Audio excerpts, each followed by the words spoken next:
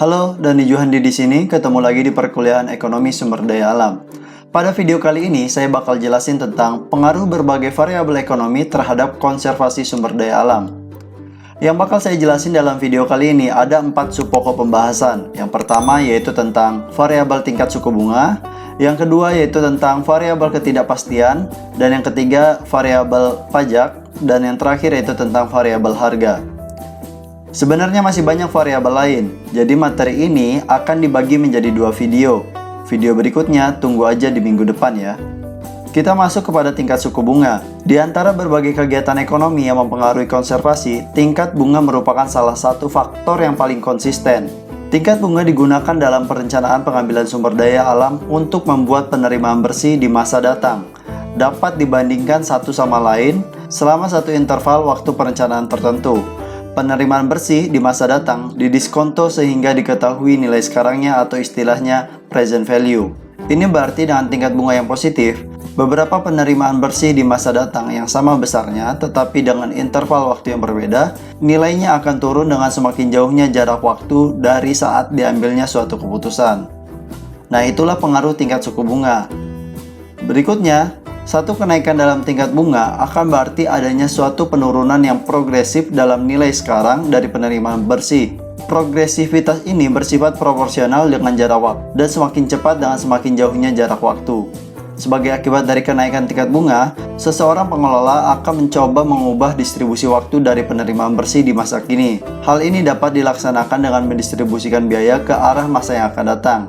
Jadi suatu kenaikan tingkat bunga cenderung mengubah distribusi tingkat penggunaan sumber daya alam ke arah masa sekarang, dan ini berarti suatu tindakan depresi. Sebaliknya, suatu penurunan tingkat bunga akan berakibat adanya tindakan konservasi, yaitu distribusi penggunaan sumber daya alam dengan arah ke masa yang akan datang. Berikutnya kita masuk kepada masalah ketidakpastian atau istilahnya uncertainty. Ketidakpastian benar-benar ada dalam bentuk harapan terhadap penerimaan dan biaya yang seringkali diperkirakan oleh pembuat keputusan dengan probabilitas kurang dari 1. Tinggi rendahnya derajat ketidakpastian dipengaruhi oleh ketidakpastian dalam harapan dan preferensi mengenai ketidakpastian itu. Pembuat keputusan menerima berbagai macam ketidakpastian dengan macam-macam konsekuensinya. Yang pertama yaitu menerima ketidakpastian seluruhnya sehingga memperkecil kemungkinan menerima pendapatan bersih serta dalam jumlah yang lebih kecil. Yang kedua yaitu menerima ketidakpastian dengan hedging, artinya produsen sumber daya alam menggeser beban ketidakpastian kepada spesialis, yaitu spekulan yang sudah profesional. Dengan cara ini, ketidakpastian dalam penerimaan dan ketidakpastian dalam biaya itu diperkecil.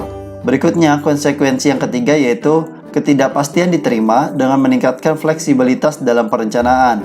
Pada umumnya, ketidakpastian terhadap suatu harapan meningkat dengan semakin lamanya waktu. Semakin jauh terjadinya harapan itu dari saat sekarang, akan semakin tinggi derajat ketidakpastian tersebut. Berikutnya, ketidakpastian yang paling utama seperti yang timbul oleh adanya perubahan teknologi, perubahan permintaan masyarakat konsumen, dan perubahan lembaga-lembaga sosial selalu meningkat dengan semakin berkembangnya waktu. Sedangkan ketidakpastian yang berkaitan dengan alam akan meningkat pula dengan berkembangnya waktu, tetapi hanya sampai pada batas waktu tertentu saja. Sebagai misalnya adanya banjir, kekeringan, kebakaran, dan sebagainya. Para perencana mengetahui bahwa semakin dekat dengan tanggal jatuh dari suatu harapan, semakin kecil pula derajat ketidakpastian tersebut. Oke, sudah paham tentang masalah ketidakpastian? Berikutnya yaitu tentang perpajakan. Dalam hal ini konservasi sumber daya alam, pajak mempunyai peranan yang penting. Perpajakan sering dapat digunakan dengan lebih mudah dan lebih efektif dalam kebijakan konservasi.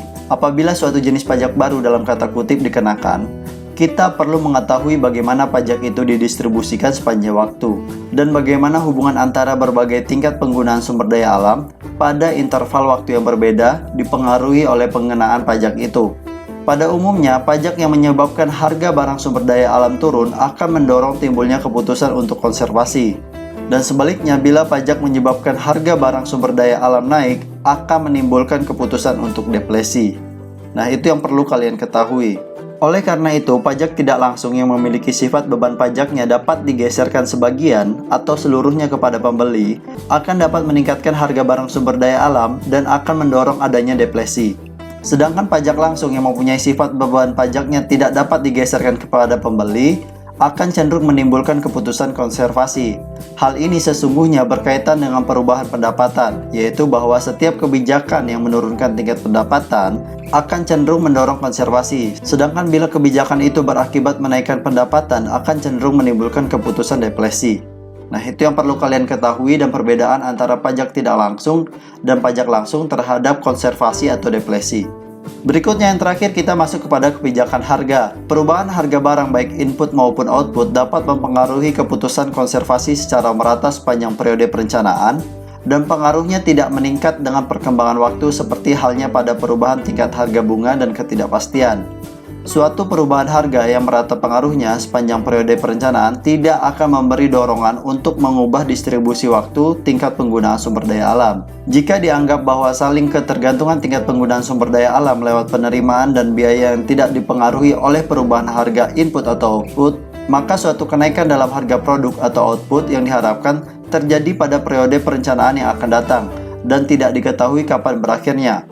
Atau suatu kenaikan dalam harga produk diharapkan akan semakin tinggi dengan berkembangnya waktu. Hal ini akan mendorong perencana untuk menggeser penggunaan sumber daya alam ke masa yang akan datang yang berarti adanya konservasi. Sebaliknya, bila ada harapan harga barang atau produk untuk menurun, dengan menggunakan asumsi yang sama akan mengakibatkan adanya deflasi. Oke, sudah paham ya tentang kebijakan harga dan pengaruhnya terhadap konservasi atau deflasi? Baik, sampai di sini dulu penjelasan saya tentang pengaruh beberapa variabel ekonomi terhadap konservasi sumber daya alam. Penjelasan variabel lain akan dilanjutkan pada video minggu depan. Mohon maaf kalau ada kesalahan. Thanks for watching and see you.